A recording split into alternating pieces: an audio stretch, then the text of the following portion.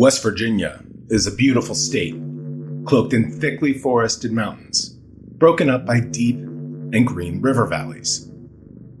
And as idyllic as that would sound, West Virginia actually harbors a very curious history, one that has introduced numerous stories of mysterious, otherworldly creatures said to have been sighted in the area. A history that has haunted residents of the state for hundreds of years. One particular event in 1952 is still a prominent piece of West Virginia folklore, and coincidentally, has also managed to wrangle its way into international pop culture.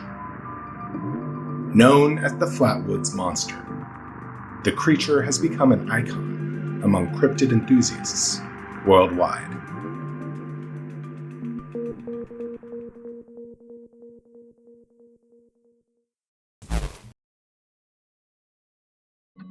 Around 7 p.m. on September 12, 1952, in Braxton County, West Virginia, 3 young schoolboys were playing outside when they witnessed an event that would ignite an international frenzy. Friends Edward and Fred May and Tommy Heiner were enjoying the last bit of daylight before going home for the night, when they watched in awe as a fiery object streaked across the darkening sky. They watched it land on a nearby hill on Mr. G. Bailey Fisher's farm. Shocked but excited by what they witnessed, they rushed to the May house to tell Mrs. May. Mrs. May was curious about the wild story, so she accompanied the boys to go take a look. Along the way, they were joined by 2 other local kids and a National Guardsman, Eugene Lemon.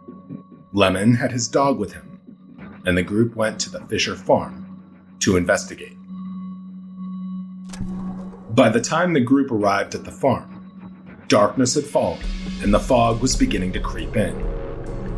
Lemon's dog ran ahead of them but came back quickly, whimpering with his tail tucked between his legs. Instead of heeding caution, the group continued on. They traveled another quarter mile when they saw a red pulsating object off in the distance. From out of nowhere, a thick mist had materialized that hurt their eyes and burned their throats. It had a metallic, sulfuric smell. Instead of turning around and retreating, Lemon, being the quintessential soldier, bravely assumed the lead, armed with only a flashlight. He caught sight of 2 shining eyes peering out from under an oak tree and directed the light to illuminate them. What the group saw would become the subject of one of the most fascinating legends in American history, a creature that became known as the Flatwoods Monster. All 6 people in the group saw it clearly for several seconds. It was estimated to be 7 to 10 feet tall and appeared to be wearing a cloak of heavily folded black or green material. It had no visible legs and seemed to float. The arms were long and at the end were small claws. The face was shaped like a spade, with skin described as pale, fiery orange, red, or green. There was a hood that highlighted large glowing eyes, and when the flashlight illuminated the creature, it made an awful screeching sound and flew towards the group in a gliding or bounding manner. Then it vanished. Terrified, the group scrambled back to the May residence, feeling overwhelmingly sick. The younger children complained of nausea and burning throats. Lemon vomited and suffered convulsions for the rest of the night. Not knowing what else to do, Mrs. May called the sheriff's office, but the sheriff, Robert Carr, was out investigating reports of a plane crash. Mrs. May then called the owner of the local newspaper, Mr. Lee Stewart. Stewart immediately went out and started interviewing witnesses. He collected reports from 20 other people, who saw the fiery object streaking across the sky that night. Some witnesses claimed that their houses had been shaken and radio signals were disrupted. Sheriff Carr, a deputy, and Stewart finally went out to investigate the crash site. The sheriff and deputy said they did not see or smell anything unusual, while Stewart claimed that he noticed a sickening, burnt metallic odor hanging in the air. Since it was still dark, they left the site.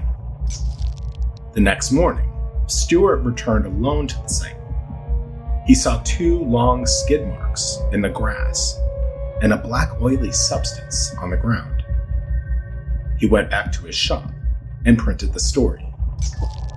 As soon as the story hit the public, paranormal investigators flocked to the town, interviewing the locals and combing the area for evidence. One such researcher, Gray Barker, not only interviewed witnesses, but also made tape recordings of their testimonies. He surveyed a 20-mile radius around the site. Barker first wrote about the incident in an article submitted to Fate magazine. Later, he published a book about it. After his investigation, he concluded that the experience was consistent with UFO and extraterrestrial activity. 2 other paranormal writers, Ivan T. Ho and Donald E. Kehoe, a so-called UFOologist, also visited the town. They performed their own investigation and claimed that the incident was probably an authentic case of alien contact. But what really happened that night? What did the group see on Fisher's farm? What made them sick? Well, naturally, there were plenty of skeptics who offered their own opinions of what could have happened. The United States Air Force verified that there was a meteor spotted in 3 different states, West Virginia included, on the night of September 12, 1952. The meteor spawned reports of plane crashes, which was what held Sheriff Carr's attention that night. Some people believe that the boys actually saw the meteor, and the red pulsating light at the crash site was an aircraft hazard beacon that would warn planes of the hill and farm. But none of that explained the noxious fumes that made the children sick, and that still lingered when Stewart returned to the site with the sheriff. What was the mist that they saw? According to one source, the smell and physical effects described were consistent with unprotected contact with mustard gas. The Center for Disease Control labels sulfur mustard, or mustard gas, as a blistering agent that was used as a chemical weapon during wars, and has been used on unsuspecting military personnel and civilians alike. It is a thick, tar-like substance that can be spread through water, air, or even in solid form. Although exposure is usually not fatal, repeated exposure can cause physical damage to the lungs and even damage DNA, among other things. Every military recruit has to endure the gas chamber during basic training to gain an understanding of how it affects the body, but also as hands-on training for properly donning their gas masks. The gas burns all exposed skin, burns the eyes, nose, mouth, and throat. It can have a funny smell, like sulfur or garlic, or can even be odorless.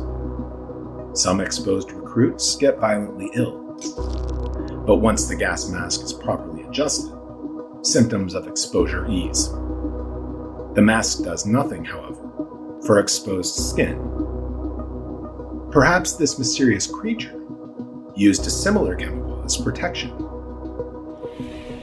It was reported that several of the people who were exposed to the toxic mist at the crash site ended up having problems with breathing and seizures for the rest of their lives. While that was the primary encounter with the Flatwoods Monster, there were a couple other incidents worth noting.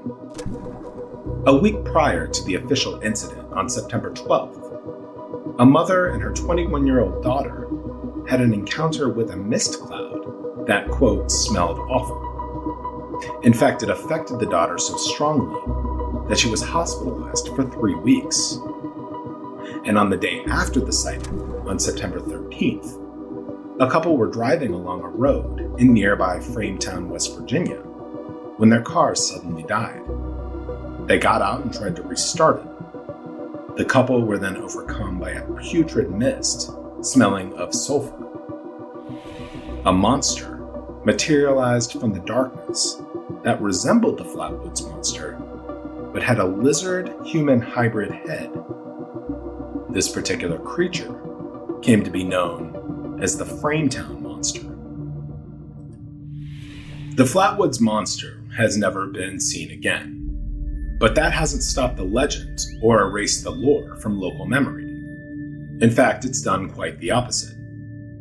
A section at the Braxton County Visitor Center is dedicated to the legend in the form of a museum. Now, according to Executive Director Andrew Smith, 95% of the traffic to the Visitor Center is due to the Flatwoods Monster Museum. The walls of the museum are lined with images, artist renderings, posters, t-shirts, and lanterns depicting the monster. There are 3 models in the back of the room that were also donated by artists. The Flatwoods Monster has been adorned with many nicknames over the decades and has been referred to as the Braxton Monster, the Green Monster, the Phantom of Flatwoods, and the Lizard Monster. But the Braxton Monster, or its more affectionate name, Braxxie, is no longer the museum's only attraction. Smith claims that the museum has become a hub for all things mysterious, such as UFOs and cryptids in West Virginia. To further bolster the legend, a Morgantown, West Virginia-based folk band, Captain Catfish, is known to sing songs about the legends of West Virginia. One of the musicians in the band, Colby White, arranged music for a folk song that was written about the monster back in 1952. Don Lamb, a Braxton County songwriter, wrote the lyrics to a song called The Phantom of Flatwoods, and Colby White set it to music and eventually released the song. But West Virginians are not the only fans of the Flatwoods Monster. According to Smith at the Visitor Center, Braxxie has quite a large following in Japan. He believes the fad started between the 1960s and the 1980s. The Flatwoods Monster was featured in some older video games, anime, and even made into figurines. The figurines were in an anime style, with bright colors and large, toothy mouths. He discovered the unexpected fan base after running some online ads to bolster tourism to the area. A lady from Japan visited after seeing the ad and instantly recognized the drawings. She had grown up with the images of the Flatwood Monster, but had no idea it was born from a legend in the United States, let alone West Virginia. After the Japanese woman's visit, Smith learned that the Flatwoods Monster, or a very close likeness, was featured in several Japanese video games. It is the final boss in Nintendo's Amiga. The Wii game The Wonderful 101 features the character Gimme that resembles the Flatwoods Monster. The 3DS game Tomodachi Life features appearances by Braxxie and several other cryptids. The XBLA game Happy Wars has a weapon called the Flatwoods Monster. In Fallout 76, there is an enemy known as the Flatwoods Monster. The Legend of Zelda Majora's Mask has Braxxie-like invaders called Them. But video games were only the beginning of the Flatwoods Monster's appearances in entertainment. There was an anime series, Sergeant Frog, that featured a creature based on Braxxie in the episode Fake It Till You Make It. The second season, episode 7 of the television series Mountain Monsters, has the team in Braxton County, West Virginia, investigating the shadow creature, which is similar to the lizard humanoid creature described by the couple in Frametown. The band The Scary Jokes featured 2 Flatwoods Monsters on the cover of their album, April Fools. A little more exposure never hurts, though. Smith has even started running media campaigns featuring what have become iconic, oversized wooden chairs made in the likeness of the Flatwoods Monster. A local carpenter made the chairs and placed them around Braxton County. Smith's ad campaign invites tourists to climb up the stairs of the 10-foot tall chairs for pictures on a legendary Braxxie-themed throne. By sharing the photos on social media, the visitors are preserving history and keeping the legend alive. Long live Braxxie. We'd like to especially thank our friends over at Spooky Appalachia for allowing us to use some of their photography in our video. If you're not familiar with Spooky Appalachia, they cover a variety of mysteries, abandoned places, cryptids, and other fascinating stories originating in the Appalachian area of the United States. I would encourage each of you to check them out on YouTube, along with all of their socials. We'll include the links below in the description. My name is Scott, and thank you so much for watching. We're a group of curious and passionate humans, creating documentary-style content for those who share our curiosity, ask questions, and seek to dig deeper in a world where almost everything isn't quite what it seems. We are Mystery Syndicate. If you like what we do, please consider subscribing to our YouTube channel, leave a comment, and give this video a like. And to be notified when we post new videos, hit that notification bell. Also, check us out on Facebook, Instagram, Twitter, TikTok, and for exclusive merchandise and our blog, visit our website at www.mysterysyndicate.com. And for those that wish to support our channel, please visit Mystery Syndicate on Patreon. We have a variety of new patron tiers with tons of great benefits. If you want to see your name on a future video, be sure to check it out. From all of us at Mystery Syndicate, thank you again. We sincerely appreciate your support.